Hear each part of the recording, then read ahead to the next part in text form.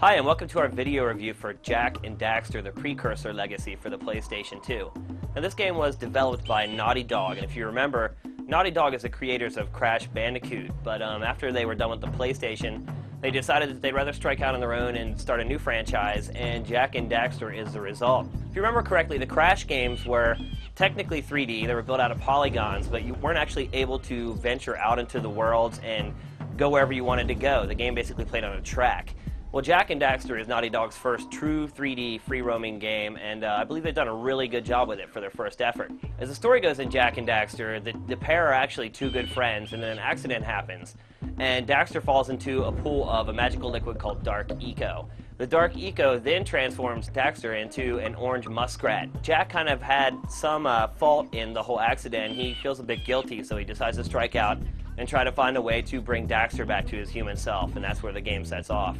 Similar to Super Mario 64 or Banjo-Kazooie, Jak and Daxter is a free-roaming 3D platformer, and with that comes a lot of platform jumping and, unfortunately, a lot of item collecting. A lot of people who may be down in the 3D platforming genre because you have to collect a lot of items, they're likely not going to have their mind changed by Jak and Daxter because there is a lot of collecting to be done. The primary item that you want to collect is the Power Cell, and similar to the stars in Super Mario 64 or Jiggies in Banjo-Kazooie, the Power Cell is awarded to you after you perform monumental tasks in the game, such as defeating a boss or making it all the way to the top of a gauntlet worth of jumps or whatever. The Power Cells are used to unlock new areas of the game, and they're also used to power up vehicles in the game that will actually take you to those new sections. So they're definitely the most important thing to collect.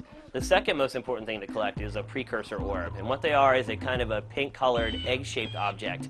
And they're scattered all over the place in all the levels in the game. While they don't really serve too much of a primary purpose, they're kind of like the coins in Super Mario 64, you actually end up using the Precursor orbs a lot to trade with characters in the game to get Power Cells. A lot of times they'll ask you, you could trade in like 90 of your Precursor orbs to get one Power Cell, so that's a lot of adventuring just to get one Power Cell. As I mentioned earlier, the Dark Eco is what turned Daxter into the muskrat, but in addition to the Dark Eco, there's several other kinds too that the pair will actually have to utilize to increase their attributes. The Red Eco, if you pick that up, it will actually increase their attack range and their attack rating so that you can clear out enemies if you need them.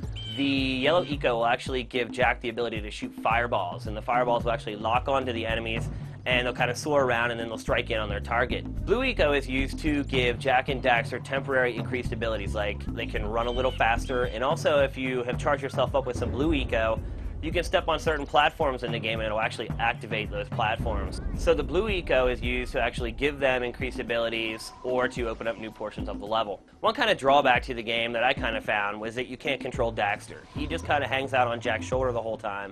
And while he does react pretty coolly to however Jak is like jumping or attacking, you never really get a chance to control the muskrat. And hopefully that's something that Naughty Dog will look into putting in the sequel. One issue I had with the game was that there aren't a lot of moves for Jak and Daxter to perform when compared to his contemporaries. The spin attack from Crash Bandicoot games has actually made a return, and Jak will actually spin, and that's probably the attack that you'll use more than any other. But in addition to that, there's also other platforming staples like the butt stomp, and you have the double jump, and you have the long jump. And while there aren't that many moves compared to other games, it's kind of cool in that they force you to really master the moves in the game. It's a very gameplay-intensive game. There's not a lot of downtime, and there's a lot of action. So you really put those moves to use, and that's one thing that I really like about the game. But another slight issue is that every once in a while, the game will just take away the ability to double jump. There are specific parts in the game where, say, there's a chute and there's logs coming down the chute. Well, all of a sudden, you just can't perform the double jump. It only allows you to jump once. And while it's not a problem and it doesn't really make the game hard, it would have been nice if there was some kind of designation to let you know that that was taking place, so that you know that you can't double jump if you were to try to. In addition to controlling Jak, there's also two other vehicles in the game. One is it's a kind of a hovercraft type vehicle with a propeller on the front of it, and it's only used sparingly. There's a couple levels where you use it pretty much to clear out the entire level, but for the most part it's just used to transport yourself from one level to the next. At first, when you get a hold of the hovercraft, it takes a little while to get used to, but after a while you'll be zipping around like it's no problem.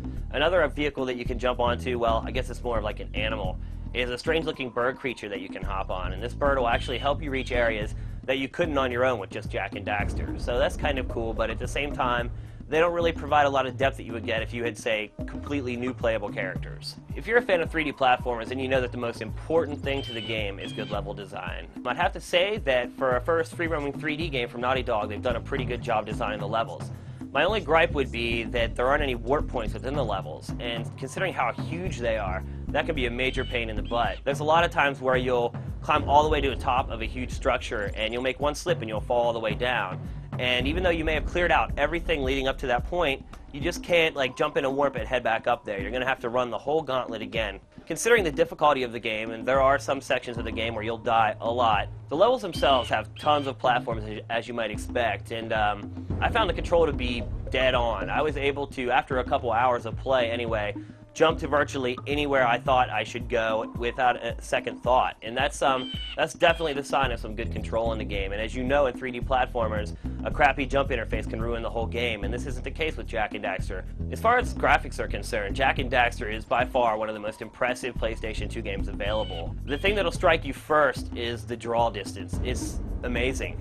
You can literally see for miles. You can actually see the other levels in the game. So it's like the whole world is tied together into one massive level.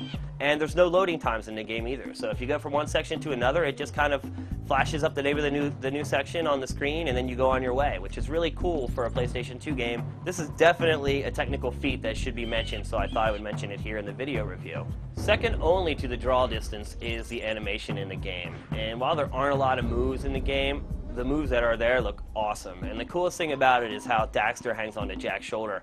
If he jumps up into the air, like the physics for the muskrat look awesome, the way he tries to hang on. And another cool thing is sometimes when you grab a power cell, or actually every time you grab a power cell, there's a little animation bit that goes on, and Daxter will jump off of Jak's shoulder, he'll do some footwork and do a windmill into a backspin. Sometimes he'll just come off the screen in the air, Jak will loft the power cell up to him, Daxter will grab it and dunk it in his backpack.